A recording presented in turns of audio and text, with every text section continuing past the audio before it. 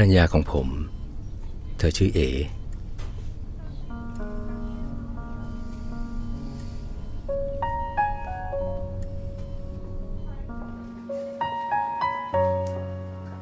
หลังจากพยายามกันมาหลายปีในที่สุดเราก็กำลังจะมีลูกสักที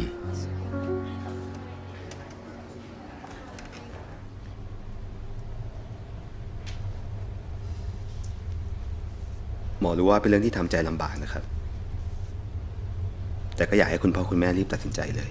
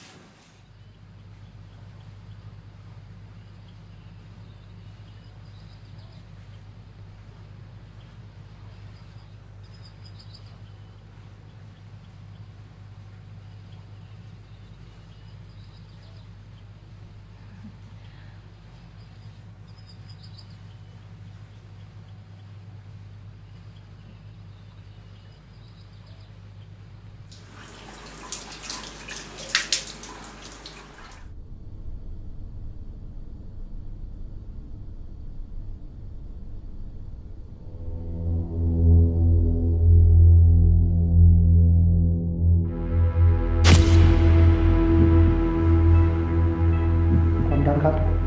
103/71ค่ะโหลดน้ำเกลือไหมคะ ความดันต่ำอะค่ะอาจารย์ หยดน้ำเกลือครับเตรียมเลือดให้ผมนะครับ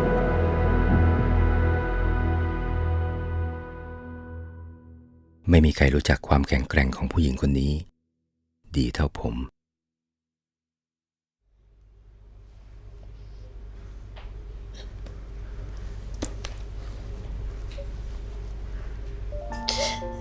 วันนั้นที่โรงพยาบาล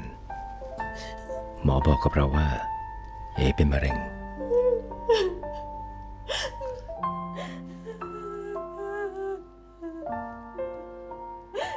เธอมีทางเลือก2 ทางทางแรก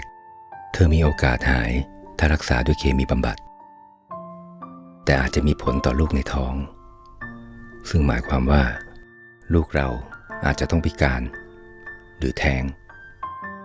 กับอีกทางหนึ่งให้เธอเก็บเด็กไว้เพื่อให้เด็กได้ออกมาดูโลกอย่างสมบูรณ์แต่เธออาจจะต้องต่อสู้กับเนื้อร้ายนี้โดยที่ไม่ได้รับการรักษา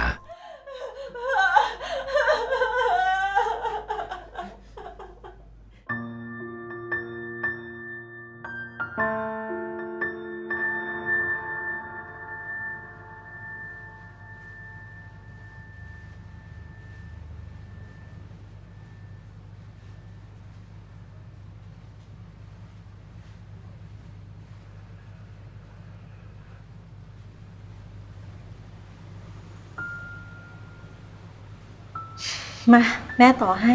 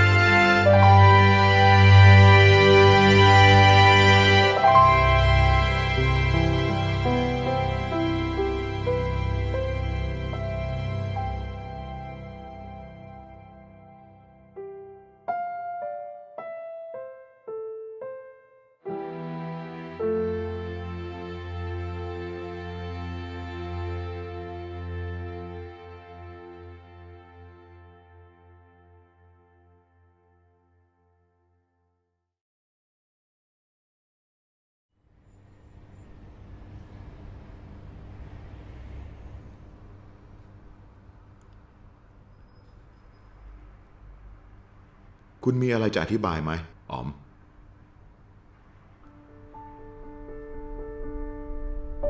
เธอชื่ออ๋อม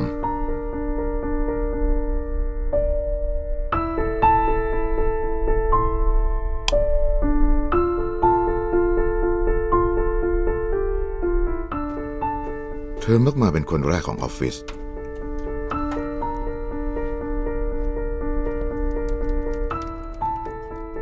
และกลับหลัง3 ทุ่มเสมอ เธอเป็นคนมั่นใจในตัวเอง ตัวเลขคุณผิดนะ ขึ้นมาพบฉันหน่อย ทำงานเก่ง และบางครั้งก็เหวี่ยงวีนเพื่อนร่วมงาน จนไม่มีใครอยากจะยุ่งด้วย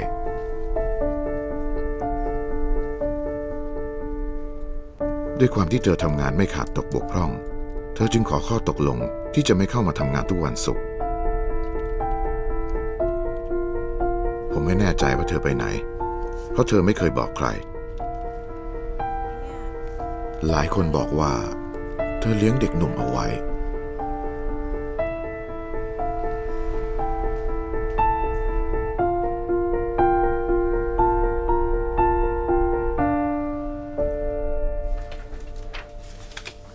แล้ววันหนึ่ง เธอก็หายไปจากออฟฟิศ โดยที่วันนั้นไม่ใช่วันศุกร์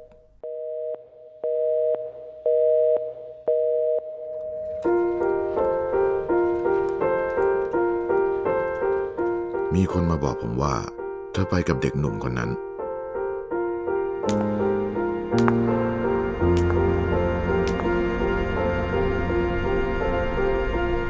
อ๋อม หายจากออฟฟิศไปหลายวัน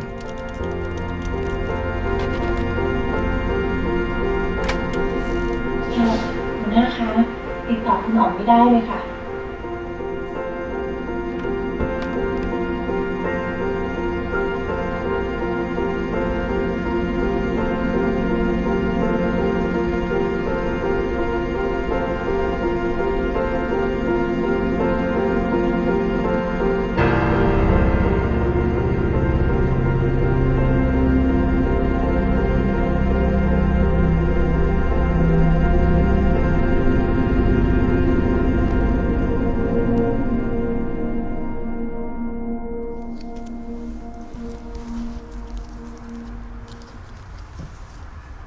ผมขอลาออกค่ะ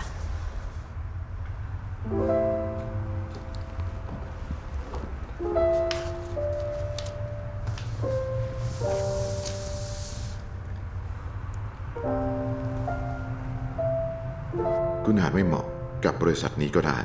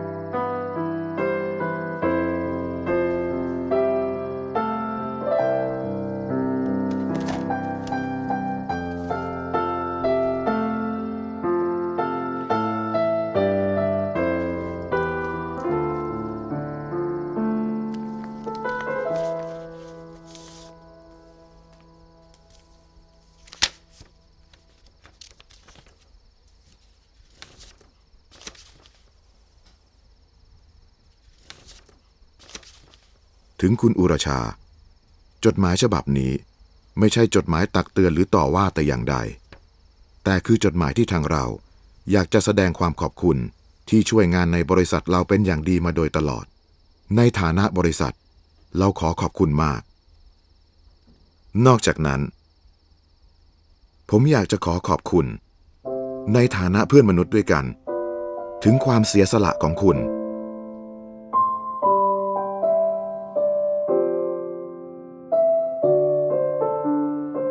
คุณอาจมีเหตุผลบางอย่างที่ไม่บอกเราในสิ่งที่คุณทำแต่ตอนนี้ผมรู้แล้วว่า ความเสียสละของคุณมีค่าต่อพวกเขามากแค่ไหน นอกจากเป็นเงินชดเชยจากทางบริษัทแล้ว ทางบริษัทยังเรียรายเงินจากพนักงาน เพื่อนำมาให้คุณได้ใช้ดูแลเด็กๆเหล่านี้ต่อไป ขอบคุณครับ ธนัท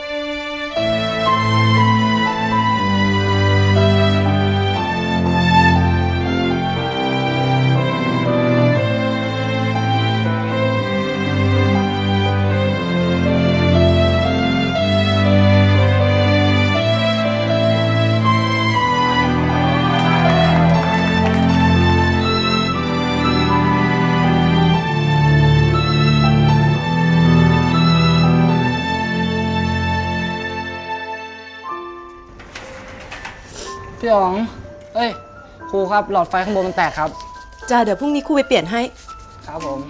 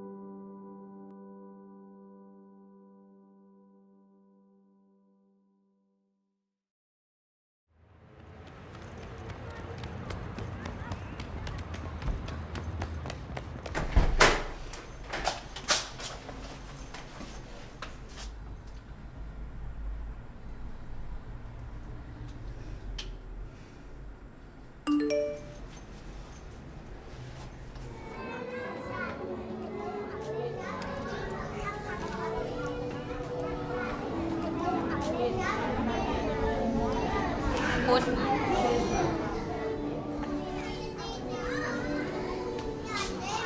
จูน จูน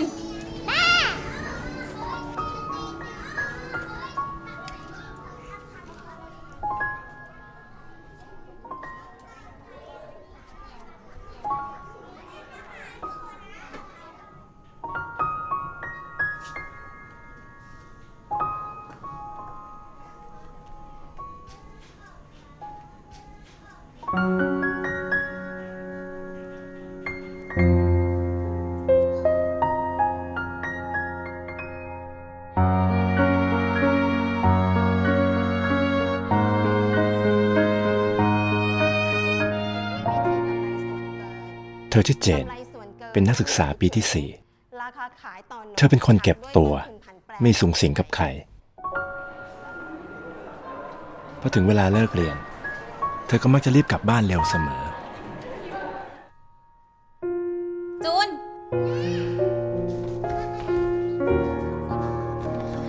จูนขอบคุณครูก่อน คนก็นินทากันว่า เธอมีลูกตั้งแต่อายุ 18 บางคนก็บอกว่าเธอมีลูกกับเสีย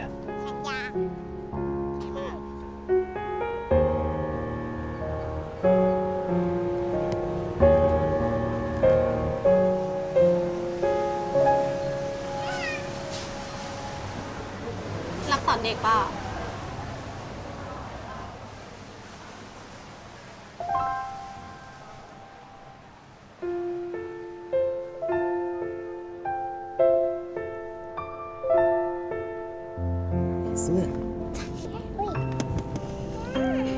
นี่เขาบอกว่าแม่กับลูกด้วย2 คน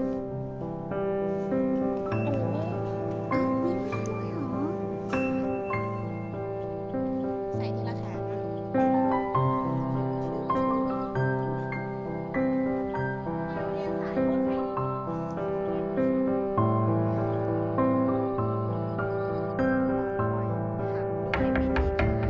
นี่คือกำไรส่วนเกิ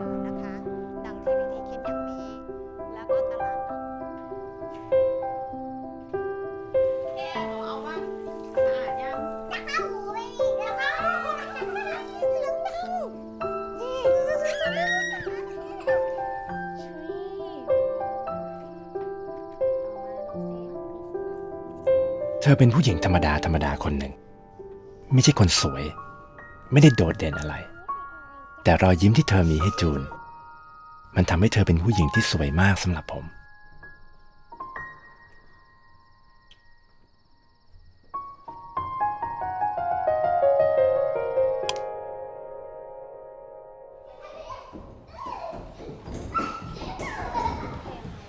บอกบังคับให้โหลดเกมเอาเกมบาร์บี้เอาเกมนั้นเกมนี้ เจน ทำไมเธอไม่บอกความจริงทุกคนไปเลยอะ ความจริงเรื่องอะไร เรื่องจูน ก็ไม่เห็นน้องบอกว่า จะบอกไหมอะ คนอื่นก็จะมองเจนไม่ดีนะ